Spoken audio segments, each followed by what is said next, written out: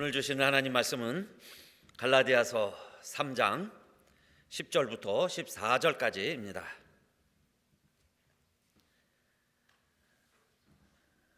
우리 한 목소리로 우리 있는 곳에서 한번 힘차게 다 함께 읽었으면 좋겠습니다. 다 같이요. 시작.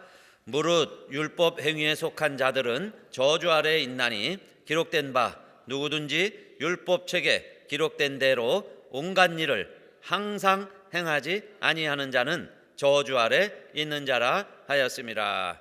또 하나님 앞에서 아무나 율법으로 말미암아 의롭게 되지 못할 것이 분명하니 이는 의인이 믿음으로 살리라 하였음이니라. 율법은 믿음에서 난 것이 아니라 이를 행하는 자는 그 가운데서 살리라 하였느니라. 그리스도께서 우리를 위하여 저주를 받은 바 되사 율법의 저주에서 우리를 속량하셨으니 기록된 바 나무에 달린 자마다 저주 아래에 있는 자라 하였음이라.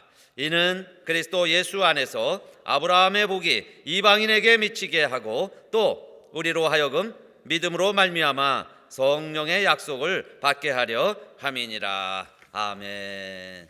주의 이름으로 사랑합니다. 또 우리 그리스도의 이름으로 우리 모든 교우들에게 안부를 전합니다. 한번 인사합시다. 옆에 계신 분과 사랑합니다. 사랑합니다.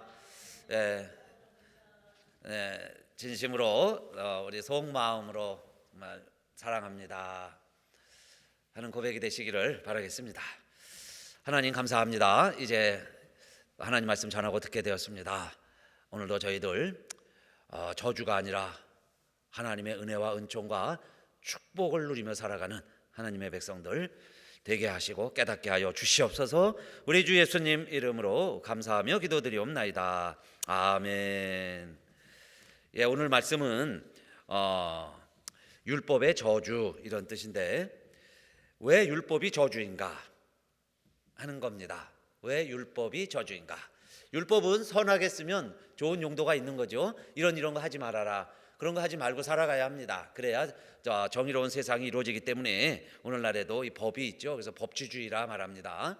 이것은 사람들이 각기 소견에 옳은 대로 행하면요 충돌이 일어날 수밖에 없어요. 서로 이해관계가 다르니까 충돌이 일어나기 때문에 법이라는 게 있습니다.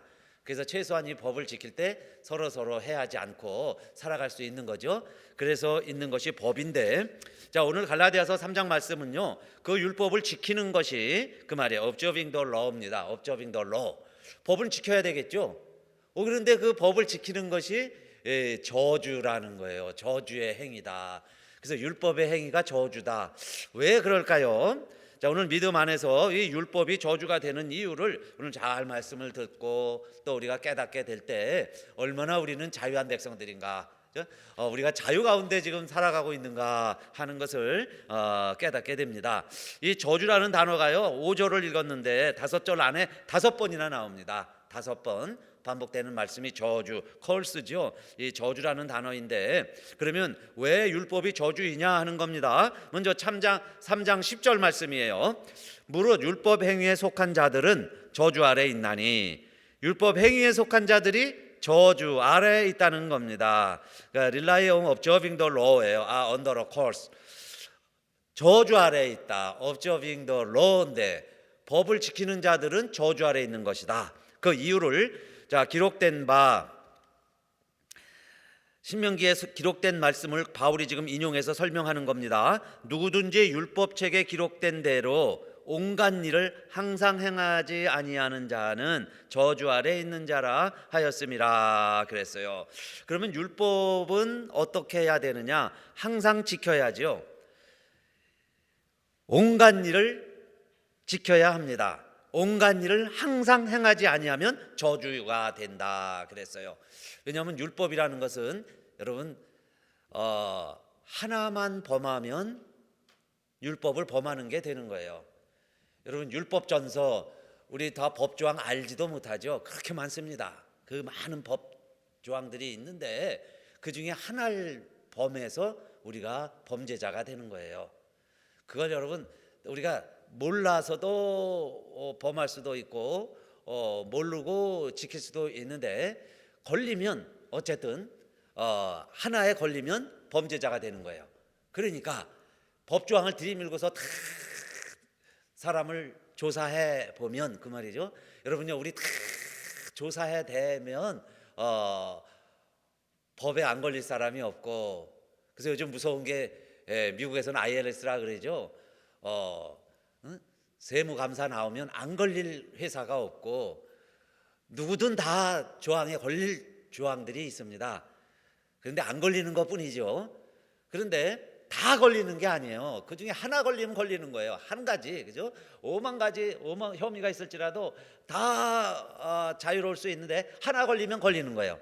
그런데 여러분, 율법이 그렇다는 거예요. 그렇게 구약의 율법만도 613개가 있는데 그 중에 하나 걸리면 걸리는 거죠.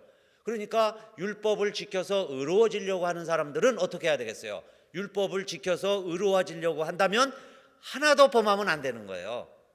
하나도 못 지키면 안 되는 거예요. 그래서 항상 어떻게 해야 되느냐? Continue to do everything이 오늘 본문을 그렇게 설명합니다. 그런데요, 그게 뭐겠어요? Continue, 계속해야 되고, everything이에요. To do everything, 모든 것을 다 지켜야 되는데 가만히 한번 생각해 보세요. 여러분, Continue 매일 합니다. 매일 해야 되고 그 있는 everything 모든 것을 다 해라. 결국 그게 뭐냐? 저주라는 겁니다. 저주구나. 여러분, 다른 게 저주가 아니에요. 쉬지 않고 끊임없이 그런데도요, 그것을 또 매일 지켜 행하라는 겁니다. 매일 지켜 행하라. 그러면 그게 곧 할 수 있지만, 할 수 있는 것 같이 보이지만 그야게요, 결국은 뭐냐? 저주 아래 있는 자라 그랬습니다. 우리는 나는 법을 안 어겼어요, 나는 뭐 상관없어요, 우리 그렇게 생각할 수 있지만, 여러분, 구약의 율법을 통해서 우리가 어떠한 사람인가 우리를 평가한다면요, 여러분, 우리는 다 저주받을 사람들이에요. 저주 아래 있어야 할 사람들입니다. 실제로 신명기에는 축복도 선포하고 있지만, 그러나 여러분 잘 아시죠? 축복과 저주를 함께 선포하고 있어요. 그리심산에서 축복을 선포한다면 에발산에서는 저주를 선포하는 거예요. 똑같은 말씀이 복이 있을지어다, 복이 있을지어다, 복이 있을지어다 하는 말씀보다 사실은 그건 다 있고, 그거보다 더 많은 게 저주가 있을지어다, 저주가 있을지어다, 저주가 있을지어다 하는 말씀이요, 계속 나옵니다. 신명기 27장에는 더 길어요. 저주가 있을지어다가. 그러니 율법대로 사는 사람들은 이걸 다 피해가야죠. 소나기를 피해가듯이, 비 안 맞아야 되듯이 이걸 어떻게 다 피해가냐 이 말이에요. 그런데 여러분, 비 오는 날 비 안 맞고 걸어 다닐 재간 있으세요? 우산 안 쓰고 걸어 다닐 재간 있냐 이 말이에요. 빗 사이로 막 가면 되겠죠. 빗방울이 떨어지는 사이로 막 가면 되겠는데 그게 얼마나 어려워요. 불가능하죠. 이것처럼 여러분, 저주의 비가 쏟아지고 있습니다. 신명기에 보면요, 이 사람들 다 저주의 대상이다 그 이야기예요. 그런데 그 저주를 어떻게 다 피해갈 수 있겠어요? 제가 예를 들어볼게요. 장세기, 사람이 만든 손으로 만든 우상은 여호와께 가증하니 그것을 만들어 은밀히 세우는 자는 저주를 받을 것이라 할 것이요 하면 모든 백성들 아멘 그랬어요.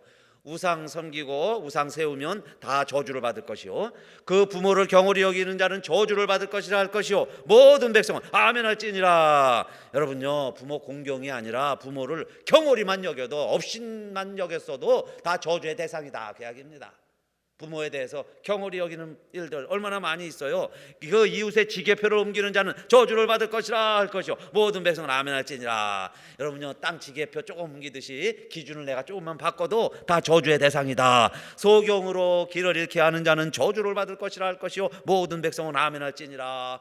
소경이요, 길을 헤매고 있는데 내가 도와주지 않아서 그 소경이 자꾸 넘어지고 벽에 부딪히고 그렇게 길을 잃게 만들면 그 사람도 저주 받을지어다 아멘 하라 그랬어요. 내가 이웃을 좀 도와주지 못해도 저주의 대상이 되는 겁니다.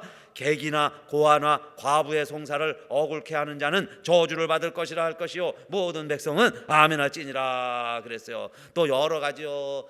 또 성적으로 문란한 일들도 정말 읽기도 제가 부끄러울 정도의 일들도 많이 언급을 하고 있어요.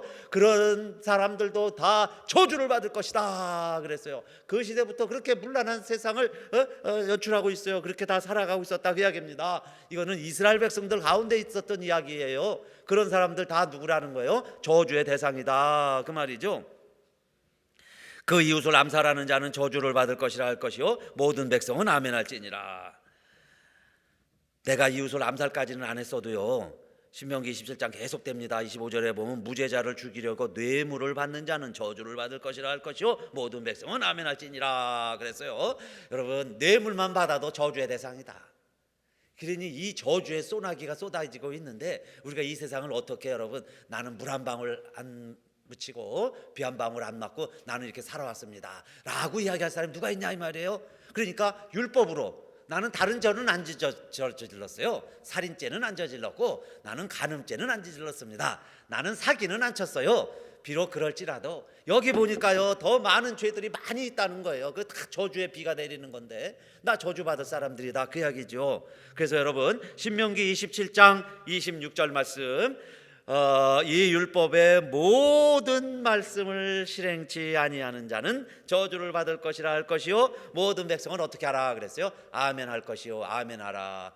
이 모든 말씀을 실행치 않으면 저주를 받는다. 그렇게 모세가 설교를 하면요 모든 백성은 다 아멘했어요. 그러니까 자, 이제 바울이 갈라디아 교회에 편지를 하면서 우리가 이렇게 구약을 가지고 살아왔는데 우리가 다 그러면 어떤 백성들이냐? 다 죄 짓는 자들이고 율법으로는 우리는 예외 없이 다 범죄자 아니었느냐 그 말씀이에요. 자, 그래서 누구든지 이 율법책에 기록된 모든 것을이죠, 그것도 항상이에요. 컨티뉴 항상 지켜야지. 아침에는 지켰는데 오후에 안 지키면 그것도 범죄자가 되는 거니까 아침 점심 저녁 일주일 24시간 한 달 31일 1년 365일 컨티뉴 계속 어떻게 되는 거예요? 에브리싱 모든 것을 지키지 않으면 법을 어기는 자다, 저주 아래 있는 것이다 그 이야기예요 결국. 그래서 율법으로 말미암아 우리 모두가 다 이렇게 저주 아래 살아가고 있었지 않았느냐 하는 겁니다. 그래서 여러분, 첫째, 왜 율법이 저주입니까? 율법은 좋은 건데 지키면 좋은 나라를 만들 수 있는데, 그런데 그것을 지킬 수 있는 사람이 아무도 없다. 우리가 그걸 지키려면 다 노력해 컨티뉴 해야 된다. 에브리싱 지켜야 된다. 그게 곧 결과는 컬스구나, 저주다 하는 이야기고요. 그 다음에 두 번째, 왜 율법이 저주냐 하면요, 결론이 이겁니다. 결론은 뭐냐면 우리가 항상 지켜야 되지만 결론은 아무도 지킬 수 없다. 아무도 지켜서 의로워지지 못한다. 그 결론을 아는 거예요. 그러면 우리들이 도덕심이 부족해서 율법을 못 지켰느냐? 그게 아니라는 거예요. 결국 인간은, 율법은 다 지킬 수 있는 사람이 아무도 없다는 걸 알기 때문이에요. 그래서 갈라디아서 3장 11절, 또 하나님 앞에서 아무나 율법으로 말미암아 의롭게 되지 못할 것이 분명하니 이는 의인이 믿음으로 살리라 하였음이니라. 의인이 믿음으로 살리라 그랬지, 의인이 율법으로 살리라 그런 말씀 못 들어보셨죠? 그런데 율법으로는 의로워지질 않는다는 거예요. 율법을 지키기도 어렵지만은, 다 지킨다는 것도 어렵지만은, 그러나 율법을 지켜서 의로워질 수도 없다는 걸 아는 겁니다. 그러니 율법 지키려고 하는 것이 저주라 하는 이야기죠. 율법은 믿음에서 난 것이 아니라 12절에 보니까 이를 행하는 자는 그 가운데서 살리라 하였느니라 그랬어요. 그래서 율법으로 아무도 의로워질 수 없다, 분명히 의로워질 수 없다 그 이야기예요.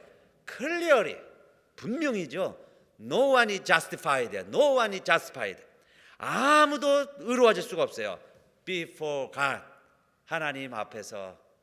By the law, 법을 가지고, 법을 강조하는 사람들이, 법 주장하는 사람들 치고, by God, 하나님 앞에서 no one입니다. 아무도, 클리어리, 분명히 그 말이에요. 이 justified, 의로워지는 사람 아무도 없다. 법 가지고 따지는 사람들이요, 의로운 사람 하나도 없다 그 이야기인데 오늘날도 마찬가지 같아요. 여러분, 이 말씀이 하나님 말씀인데 그 법으로는 그 말이죠. 법으로는 율법으로는 의로워지지 못한다. 그러면 법이라는 건 뭐예요? 내가 그 법으로 justify 되는 것은 아무도 없지만은 무엇으로 의로워지느냐? 믿음으로 의로워지는 것이다. 그랬죠? 믿음으로 의로워지는 것이다. 그러면 율법의 정신이 있습니다. 율법은 무엇으로 사느냐? 이를 행하는 자는 살리라 그랬어요. 이를 행하는 자는 살리라. 이것을 지키는 자는 그 말입니다. The man who does these things, 이 모든 것들 아까 얘기했죠. Everything, 모든 율법을 그 말입니다. 모든 율법을 그것도 continue, 계속해서 continue everything. 만약에 그렇게 하는 사람이 있다면 by law예요. 법으로도 하나님 앞에서 의로워질 수 있지만 결론은 뭡니까? 우리가 by faith죠. 믿음으로 의로워지는 거지 이 율법으로 이루어지는 것은 아니기 때문에 모든 사람이 율법으로 의로워지려고 하는 것은 결국은 저주 아래 있는 것이다. 그 말이에요. 저주 아래 있는 것이다. 그런데 여러분 이 저주라는 건 뭘까요? 저주.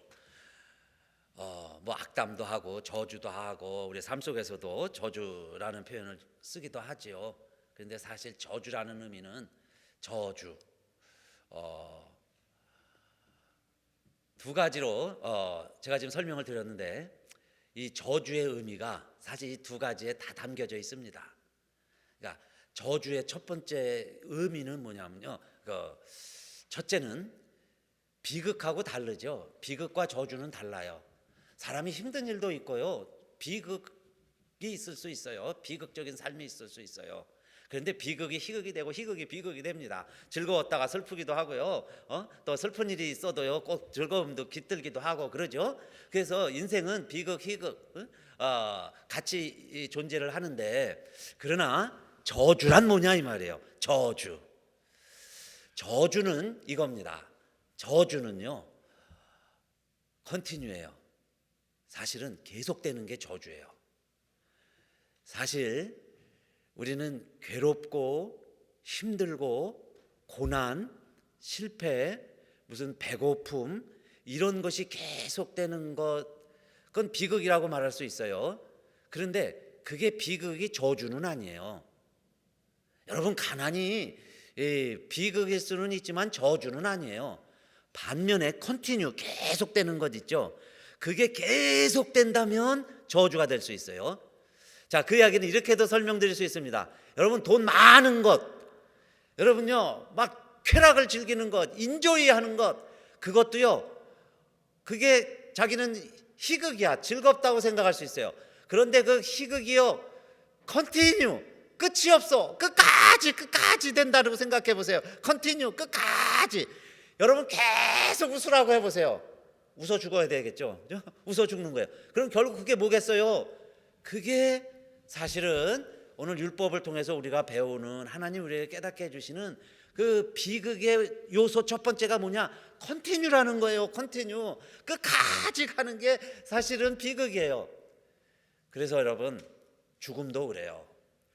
고통이 심한데 사실 죽지 않는다면 성경이 말하는 그게 지옥입니다. 그게 지옥이에요. 고통이 계속되는데 죽을 수도 없는 곳, 그것을 지옥이라고 설명을 하는 것은 그러면 저주란 뭐냐? 저주 계속되는 게 저주예요. 계속되는 것. 여러분 안 늙는 것. 나이가 90이 됐는데도요 20대 아가씨처럼 얼굴을 하고 있어 보세요. 그거 보면은 아름답다고 보이겠어요? 무섭죠. 저주입니다. 저주. 무서워요. 너무요 나이 든 사람이요 건강한 사람처럼 막 지내려고 노력을 하시는데 너무 그래 보세요. 어느 면에서는 좀 무서워요. 그런데 그거 성경 우리가 말씀 안에서 볼 때도 그게 축복이 아니에요. 그죠? 그게 곧 뭐냐? 잘못하면 저주가 될 수 있는 거예요. 사람이 어느 선이 되면요 다 날아가게 돼 있어요. 재물도 그래요. 너무 여러분요 많아 보세요. 그게 축복이 아니라 때로는 저주가 됩니다. 짐이 되는 거예요. 무거운 짐이 돼요. 그게 저주가 돼서 살아가고 있어요. 그래서 첫째는 뭐냐면 아무리 내가 수고하고 애를 써도요 마침내 얻지 못하고 깨닫지 못하는 거예요. 그 컨티뉴는 하는데 배우지 못하고 깨닫지 못하고 얻지 못해요. 그걸 저주라고 말하는 거죠. 그래서 디모데후서 3장 7절에도 보면은 말세이 때 이런 때가 일어난다는 거예요. 말세이 때에 그런 현상을 쭉 설명하면서 뭐 사랑이 식고 뭐 조급해지고 뭐 여러 가지가 쭉 나오다가 마지막에 말세이 때에 이런 일이 벌어지리라 그랬는데 여인들이여 항상 배우나 마침내 진리의 지식에 이를 수 없느니라. 저는 이것이요, 어떻게 보면 우리 현대인들의 만족하지 못하는 모습들, 항상 배우는 거예요. 항상 얻으려고 해요. 항상 뭘 더하고 더 가지려고만 해요. 그래야 만족이 있다고 생각을 하는데 마침내 결론은 어떻게 되느냐? 진리의 지식에 이를 수 없느니라, 이 말이죠. 결국 배우는 진리를 얻지 못해요. 그런데 얼마나 갈증이 있습니까? 그러니까 배우려고는 하는데 얻지를 못하는 것, 마침내 얻지 못하는 것. 그런데 그게 나 보면요, always running이에요. always, 항상 always running. 그걸 다르게 표현한다. always getting, always 뭐 내 것 always, 항상이죠. always 언제나 조금 더 지금까지 그렇게 속고 살고 있죠. 조금 더 나아지면 좋겠다는 거예요. always, 항상 learning, always 좀 더 more getting, always. 그런데요, never able to예요. never, 결코 able to 할 수 없어요. 항상 뭘 하는데 never able to acknowledge, 인정을 또 never able to get, 더 얻을 수가 없고 더 하지도 못하면서도 마음은 어때요? 항상 더 노력하려고 그러는 것. 그런데 그게 말세의 모습이고, 만약에 그렇게만 살아간다면 그게 하나님의 축복이 아니고요, 그게 바로 저주구나. 아담과 하와가 뱀의 유혹을 받고 나서요, 저주의 삶이 시작이 되는데, 하나님을 떠난 삶이 저주의 삶이죠. 그 삶의 특징이 뭐냐면 하나님과의 관계가 깨지니까 이제는 우리들이요, 뭘 가지고 더 살아가려고 그러냐면요, 그게 소유예요. 먹어야지요. 눈에 보이는 대로 다 따먹어야죠. 그러니까 사람이요, 먹음직하고 보음직하고 지혜롭게 할 만큼 탐스럽기도 한지라, 그렇게 되는 거예요. 그래서 인간이 어떻게 살아가느냐, 그 욕망을 누리면서 살아가는 거예요. 그냥 먹고 싶은 대로 다 먹어야 되는 거죠. 보이는 대로 다 내 것 만들어야 되고, 내가 모든 거 다 알아야 되는 거예요. 그게 선악까지 다 알아야 돼. 내가 모르면 안 돼요. 그죠? 다 지혜롭게 할 만큼 탐스럽게 보이는 거예요.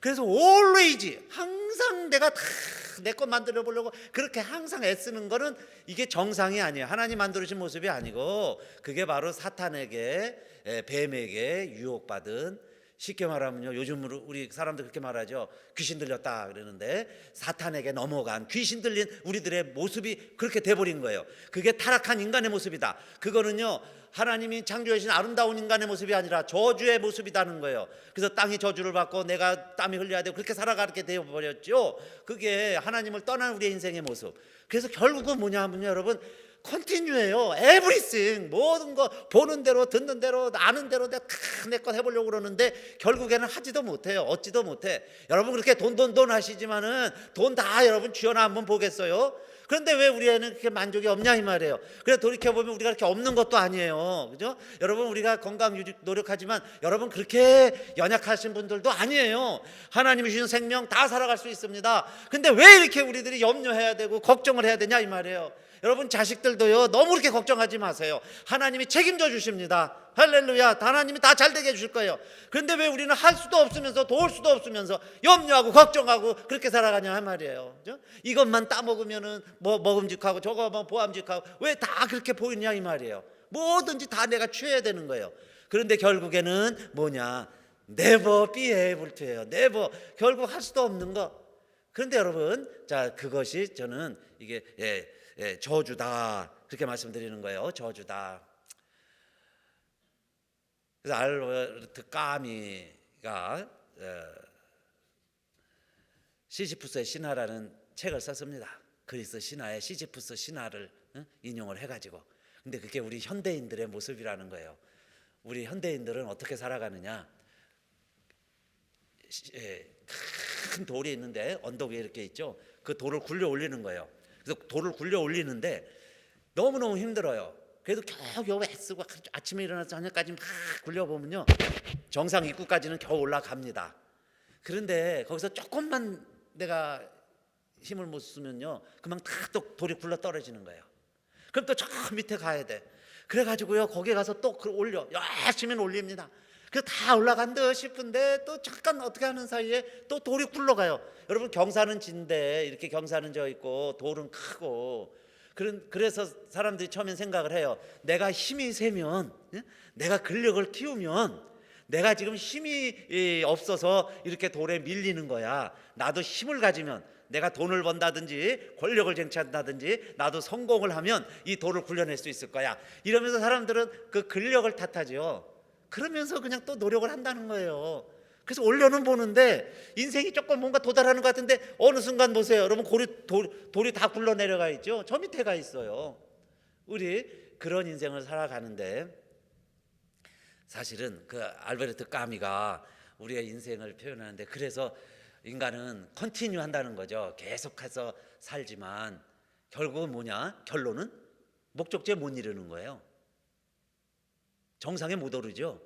돌 한번 올려놓고 나는 감사합니다. 여러분, 인생에 모든 짐 다 내려놓고 하나님 감사합니다. 나는 이제 여기서 이너프, 난 됐어요. 하나님 더 안 주셔도 돼요. 이너프, 감사합니다 하면서 한번 돌 한번 올려놓고 그렇게 감사한 적이 있나요?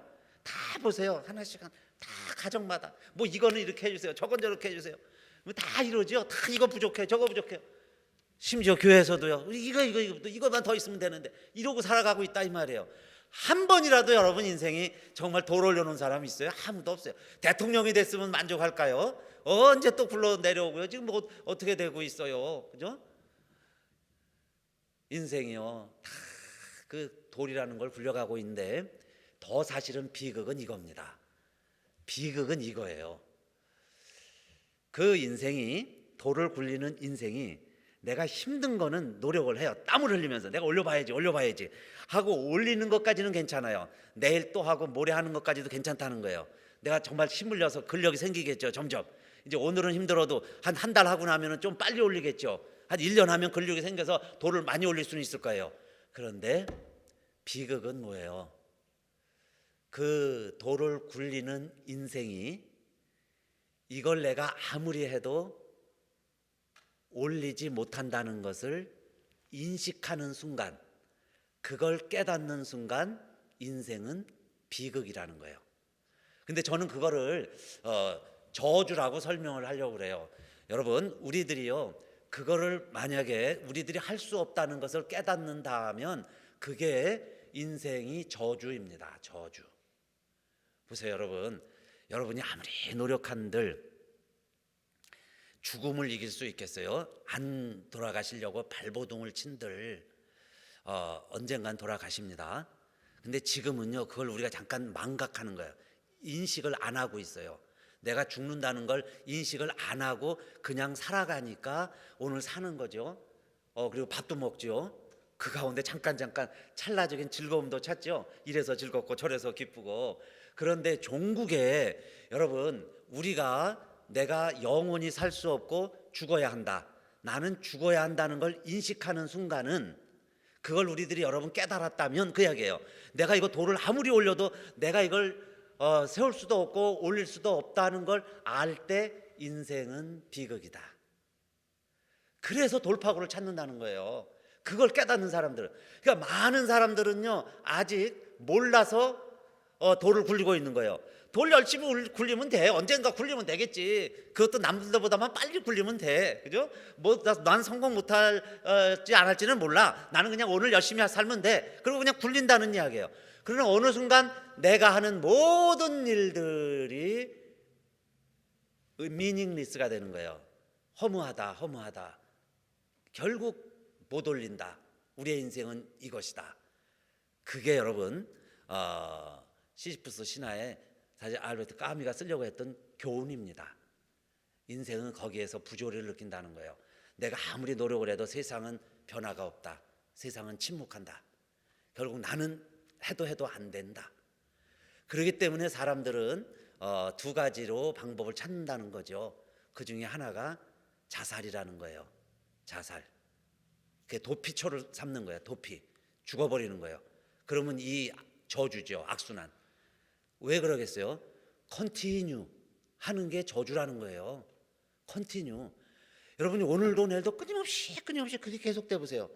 요이 땅하고 땅 소리가 나야 되는데요. 요이 하고 이게 땅 소리가 안 나면 얼마나 긴장하고 있겠어요. 그게 한 1초 2초죠. 1, 2분이죠. 그게 여러분 1시간 2시간 1년 내내 내 인생이 요이 하고 땅이 안 들린다 그러면 그때 사람들은 죽음이라는 걸 생각한다는 거예요. 그래서 죽음을 통해서 그 계속되는 저주를 끊어본다는 건데, 사실은 알베르토 까미도 그거는 방법이 아니다 그렇게 얘기하는 거예요. 그게 우리 현대인들 2차 대전 지나고요, 전쟁 때문에 사람들이 막 허무주의에 빠지고 그랬을 때지요. 시대적으로는. 그러니까 사람들이 의욕을 잃어버리고 살아갈 때, 그럼 이게 뭐냐 이 말이에요. 이렇게 살아도 방법이 없는데, 그래갖고 막 자살을 하고 이럴 때에 사실은 자살이 방법은 아니다. 그게 진정한 도피처는 아니다 하는 이야기고, 그 다음에 여러분 내세만 생각하고 사는 것도 도피라고 그랬어요. 그래서 우리는 천국 갈 거니까 천국에 소망이 있지만 천국 간다고 그래서 이 세상을 잃어버리고 사는 것도 그건 도피다. 자살과 똑같은 거다 그 이야기예요.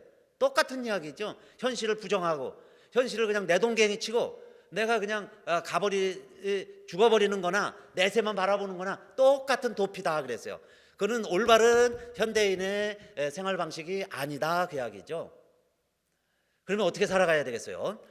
오늘 저는 먼저 우리 갈라디아서에서 바울이 이렇게 세 번째 이야기합니다. 저주 이야기 계속하다가 그러면 우리 인생이 저주냐 이 말이에요. 정말 이거 어떻게 해결하겠어요? 그럴 때에 셋째 보세요. 갈라디아서 3장 13절. 그리스도께서 우리를 위하여 저주를 받은 바 되사 율법의 저주에서 우리를 속량하셨으니 기록된 바 나무에 달린 자마다 저주 아래에 있는 자라 하였습니다. 여기 저주라는 이야기가요 또 3번 나오는데, 이번엔 누가 저주를 받으셨느냐? 그리스도께서 저주를 받으셨다 그랬어요. 우리가 이렇게 저주의 인생, 우리의 인생이 저주인 줄 알았는데 이런 저주를 또 누가 당했나? 그 예수 그리스도께서도 저주를 받은 바 되시고 저주가 되셨다 그랬습니다. 아예 저주가 되셨다 그랬어요. 그리스도께서 우리를 위하여 저주를 받은 바 되사. 왜 그리스도께서 우리를 위하여 저주를 받으셨느냐?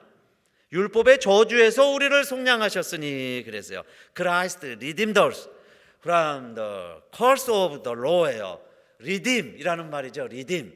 이제 그 악순환이다 이야기죠. 악순환. 매일 아침에 일어나서 돌을 올려도 안 되는데 그게 저주입니다. 이것을 어떻게 누가 리딤하느냐 이 말이에요. 이런 시지푸스의 비극을, 그 악순환을, 그 소용돌이 매일 반복되는 일을 누가 감히 해체시킬 수 있겠느냐. 사실 생각해 보면요, 중력의 법칙이 제거되면 되겠죠. 중력의 법칙이라는 게 있어요. 중력의 법칙. 돌이라는 게 위에서 내려오니까 그러는 거예요. 비가 위에서 내려오니까. 근데 달나라만 가도요, 중력의 법칙만 없어도 시지푸스의 신화는 해방될 수 있죠. 우리가 그걸 풀어 헤쳐버릴 수 있어요. 위에서 내려오지만 않으면 되니까 간단한 문제다 그 이야기예요. 그런데 오늘 성경에 보면 예수 그리스도께서 그 저주를 받으사 그 저주에서, 그 신화에서, 그 불의에서 우리를 풀어헤치셨다 그 이야기입니다. 그런데 그게 뭐냐? 율법의 저주에서 우리를 속량하셨다. 그러면 율법이 저주라고 그랬는데 그게 왜 우리를 속량해 주신 게 되었느냐? 기록된 바 나무에 달린 자마다 저주 아래 있는 자라 그랬는데 예수 그리스도께서 나무에 달리셨어요. 예수 그리스도께서 나무에 달리셨다는 이야기는 십자가에서 돌아가셨다 그 이야기죠. 여러분, 예수님이 돌아가셨다는 건 뭐예요? 죄인이라는 얘기죠. 법을 어겼다는 이야기예요. 법조항에 조목조목 다 걸리셨다는 거예요. 예수님이 모든 죄목 다 걸리신 거예요. 그렇게 해서 죄목이 뭐냐? 사형. 어디서 돌아가시느냐? 십자가, 나무에서. 그런데 율법은, 구약의 율법은 저주받은 자들은 다 나무에 달아 죽였어요. 그래서 예수님이 나무에서, 십자가에서 돌아가셨다는 이야기는 그 저주를 다 감당하고 돌아가셨다는 거예요. 마치 우리 주님이요, 그 내려오는 돌을, 그게 죽음의 돌이라고 할 수 있죠. 율법의 돌이죠. 내가 다 지켜야 할 율법의 돌, 그걸 예수님이 다 가로막고 계셨다 그 이야기예요. 다 가로막고 있다 보니까 중력의 법칙이 없어지더니 그다음엔 그 돌이 그냥 자유롭게 다니는 거예요. 내가 그래서 마음대로 손가락으로만 움직여도 이 돌이 막 굴러다닐 수 있어요. 이젠 더 이상 내 힘으로 하는 게 아니에요. 이제는 새로운 법에 의해서 이게요, 솜사탕보다 더 가벼워졌어요. 그래서 마음대로 굴러다니는 그런 자유로운 돌이 돼버렸어요. 더 이상 나를 구속하지 못하게 돼버렸습니다. 그게 여러분 예수 안에 있는 자의 모습 아니에요? 예수 안에 있으면 아직도 비가 오면 비 맞아야 돼요. 눈이 오면 추워요. 여러분 아직도 세상의 법칙에 의해서, 경제적인 지배에 의해서 여러분 또 코로나가 유행하면 마스크 쓰셔야 되는 거예요. 그죠? 여러분이 거리두기 해야 되는 거예요. 이렇게 우리 다 모이지 못하고 가정에서 예배 드려야 되는 거예요. 이거는 다 뭐겠어요? 우리들의 현실이지만, 그러나 이런 모든 일들이 더 이상 우리에게는 저주가 아니다. 할렐루야. 저주가 아니다, 그 말씀이에요. 저주가 아니다. 그러면 우리들이 어떻게 해야 되겠어요? 빨리 하나님 나라 가는 것, 이게 우리의 목적이 아니고, 그 다음에 이제 이 세상을 어떻게 살아가야 되느냐 하는 겁니다. 염세주의자들처럼 살아가는 게 아니다, 그 이야기예요. 또 하나의 염세주의자가 돼서 천국만 바라보고 있다가 이 세상을 그냥 허렁배영하다가 천국에만 오라는 것이 하나님의 뜻이 아니다, 그 말씀이에요. 그러면 우리들이 이 세상을 이제는 자 어떻게 살아가야 되겠어요? 그래서 결론으로 갈라디아서 3장 14절, 이는 그리스도 예수 안에서 아브라함의 복이 이방인에게 미치게 하고 또 우리로 하여금 믿음으로 말미암아 성령의 약속을 받게 하려 함이니라 그랬어요. 이제는 여러분 우리들이 어떻게 살아가야 되느냐, 시지프스의 저주 아래 살아가는 게 아니고 아브라함의 복을 누리며 살아가라. 아브라함의 복을 누리며 살아가고 믿음으로 말미암아 성령의 약속을 누리면서 살아가는 자들이다 그랬어요. 한번 따라합시다. 아브라함의 복을 누리자. 예, 아브라함의 복을 누리면서 이 현세를 살아가는 거예요. 그 다음에 성령의 약속하신 것을 누리면서 사는 거예요. 성령이 우리에게 주시겠다고 약속했던 것들이 많이 있습니다. 그거 다 누리면서 살라는 거예요. 하나님은 그래서요, 이 세상을 다 이렇게 누리면서 살고 와라, 우리를 그렇게 이 세상에 보내주셨어요. 그러니까 여러분 매일 울고 눈물 짓고 원망하고 비평하고 불평하고 싸우고 이러고만 살아가면 하나님이 너는 이 아름다운 세상을 왜 그러고 왔니? 그러시지 않겠어요? 그런데 하나님이 주신 그 아브라함의 축복과 성령의 약속하신 것 내가 다 누리고 살아가야 된다, 그 말씀이에요. 그래도 그렇게 살려고 해도 여러분 우리가 말씀대로 행하는 사람에게는 비가 오고 바람이 불고 창수가 나는 일 다 피해 갈까요? 비가 오고 바람이 불고 창수가 나는 일들 이 세상에서 이루어지는데 믿음의 사람들은 다 피해 가는가? 여러분요, 교회만은 다 피해 갈까요? 그래서 우리 교회 지금 저 옆에 사택 지붕공사도 하고 그랬는데, 하나님이 살아계시면 하나님의 교회와 하나님의 백성들 지붕은 비 안 내리게 다 피하게 해주셔야지 왜 비가 다 옵니까? 그런데 여러분 믿음이란 뭐예요? 그 비가 안 오게 하고 우리 하나님의 자녀들의 지붕에만 비가 안 묻게 만들고 그것만 요행을 바라는 게 믿음이 아니고, 비가 오고 바람이 불고 창수가 나도 우리의 삶은 뭐하는 삶이라는 거예요? 이 땅에 기초를 든든히 세우고 집을 든든히 짓는 것, 그것이 하나님이 우리에게 지금 원하시는 거예요. 집 잘 짓고 잘 지어놓고 그리고 하나님 앞에 오라, 그 이야기입니다. 하나님 앞에 가는 건요, 여러분 걱정하지 않아도 하나님 우리 다 데려가실 거예요. 그러니까 우리가 있는 동안에, 살아있는 동안에 잘 짓고 집 잘 지어야 되겠죠. 그게 하나님 말씀대로 지켜 행하면서 살 때 비가 오고 바람 불고 창수가 나도 여러분 무너지지 않아요. 그런데 그렇게 집을 짓는 삶은 매일매일 똑같은 삶을 살 수 있어요. 집 짓는 삶은 매일 못질하고 매일 나무 깎죠. 그러면요, 그게 또 저주입니까? 여러분 매일 아침 일어나시죠? 아침 잡수셔야 돼요. 그게 저주예요. 점심 때 점심 잡수시고 저녁 때 저녁 잡수셔. 컨티뉴 매일 해야 할 겁니다. 여러분 돌아가시기 전까지 아침에 일어나시고 저녁에 주무시고 식사하셔야 돼요. 그게 어떤 사람에겐요 저주일 수도 있어요. 저주. 또 반복되는 일. 아이고 또 설거지 해야 돼. 아이고 또 밥 먹어야 돼. 아이고 또 학교 가야 돼. 아이고 또 가게 가야 돼. 여러분요, 그게 어느 순간에 저주가 되는 사람도 있어요. 그러나 오늘 우리들에게는 그것은 비극이 아니라 비극일 수는 있어요. 비극일 수는 있어도 저주는 아니다. 이제 더 이상 이런 세상의 일들이 우리에게는 저주가 아니에요. 왜냐? 주님이 저주를 감당하셨기 때문에. 그리고 까닭 없는 저주는 결코 우리에게 임하지 않아요. 누가 막 욕을 하고 저주한다고 칩시다. 까닭 없는 저주는 떠드는 참새 날아가는 제비 같아서 우리에게 임하지 아니하느니라. 할렐루야. 여러분요, 이 세상의 모든 저주는요 이제는 내 것이 아니에요. 주님이 다 담당하셨기 때문에 다 날아가 버린다는 거예요. 그냥 참새 때 떠드는 것처럼 마바바바바 참새들이 막 떠드는 것과 같고요, 제비가 날아가는 것 같아. 어느 순간 다 없어져 버린다는 겁니다. 그러면 우리는 저주는 이제 해방됐죠. 그러나 우리에게도 비가 오고 바람이 불고 창수가 나는 일은 벌어집니다. 그러면 우리는 어떻게 살면 되겠어요? 그것은 저주가 아니고 고난이다. 한번 따라합시다. 저주가 아니고 고난이다. 아멘. 고난은 왜 올까요? 하나님의 자녀이기 때문에 고난이 있습니다. 우리가 하나님의 자녀가 되었어요. 후사가 되었습니다. 그러면요, 하나님의 백성이기 때문에 그리스도와 함께한 후사요, 그가 우리와 함께 영광을 받게 하기 위해서, 하나님 우리에게 영광을 주시기 위해서 고난도 주신다는 겁니다. 로마서 8장 17절 말씀. 그러니까 우리는 이제는 더 이상 저주가 없어요. 무엇이에요? 고난이다. 고난이다. 하나님은 이스라엘 백성들에게 두려워하지 말라 하시면서요, 전쟁에 나갈 때 이렇게 사람들을 추셨습니다. 두려워하는 자가 있으면 빨리 집으로 돌아가라. 강하고 담대한 자들은 나서라. 그런데 그 중에 결혼을 했는데요, 아직 신혼여행도 못 가고 전쟁이 났으니까 전쟁터에 끌려온 사람이 있어요. 그러면 하나님의 법은 뭐라고 그랬어요? 그런 사람들은 돌려보내라. 신혼여행이라도 보내고 전쟁터에 와야지. 전쟁터에 오면은 왜 그럴까요? 죽을 수 있으니까. 전사할 수 있으니까. 100% 안 죽는다면은 새신랑이건 누구건요 다 데리고 가야죠, 군대에. 그랬다가 집으로 돌려보내면 새색시하고 결혼 생활을 할 수 있어요. 그런데 전쟁에 나간다는 이야기는 뭡니까?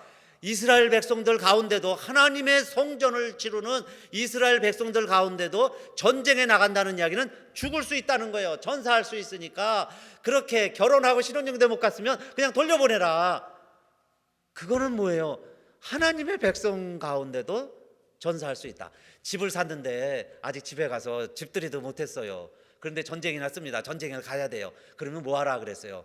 그 사람은 돌려보내라. 집들이라도 하고. 여러분, 새 집에 갔는데 얼마나 좋아요. 새 집에 가서 잠도 자고 밥도 해먹고 잔치도 베풀고 식구들 친척들 모아서 한번 파티도 하고, 그리고 전쟁에 와야지. 왜 그래요? 죽을 수 있으니까. 전쟁터에 나가면 죽을 수도 있는 거지. 이스라엘 백성이 왜 죽어요? 하나님의 군사가 왜 죽어요? 하나님의 군대도, 하나님의 군사도 패할 수도 있고 죽을 수도 있다는 거예요. 그러면 기왕이면은 새 집을 지었으니 새 집에서 인조이하고 좀 새 집을 즐기고 그리고는 전쟁터에 가라. 그 말씀 아니에요? 포도원을 샀는데 포도도 한번 못 따봤어요. 그러면요, 포도원 한번 따본 다음에 전쟁터에 보내라. 여러분요, 그게 하나님 말씀이에요. 그러면 하나님 나라는, 하나님의 백성들은 죽지도 않아. 여러분요, 코로나에도 안 걸려. 이거는 거짓말이죠. 그거는 잘못 믿는 거예요. 우리 하나님의 백성들도 비가 오면 지붕 공사해야 돼요. 비 안 맞게 마스크 쓰셔야 되고 거리 유지하시고, 예배드리지 말아라. 예배드리지 말아라가 아니죠. 가정에서 예배드려라. 교회에서 모이지 말아라. 그러면요, 사실은 우리가 흩어져서 예배드리고 그렇게 하는 것이 하나님의 백성이다. 그렇게 안 되니까요, 나중에 인생이 의미가 없다는 거예요. 내가 그렇게 수고하고 했었는데 세상에 하나도 변화가 없어요. 컨티뉴. 나는 막 계속 하는데, 나는 막 의롭게 뭐 하는데, 나는 막 율법을 지키는 것 같은데 세상은 하나도 안 변하니까 그게 저주 아닙니까? 그러나 여러분, 하나님의 나라는 우리가, 하나님이 우리에게 인정해 주시는 자유함이 있어요. 아브라함의 아들 딸로 살아가는 거예요. 성령의 약속하신 것을 우리가 누리면서 막 사는 거예요. 5대영 6대주가 하나님의 벌판입니다. 그죠? 여러분, 우리가 해야 할 일터예요. 이 넓은 세상에서 우리 하나님의 백성으로, 여러분, 우리는 저주가 아니에요. 고난이다.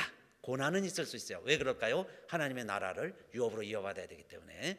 그래서 하나님의 백성으로 여러분, 이 세상을 우리 승리하시면서 복되게 살아가시기를 주님의 이름으로 축원합니다.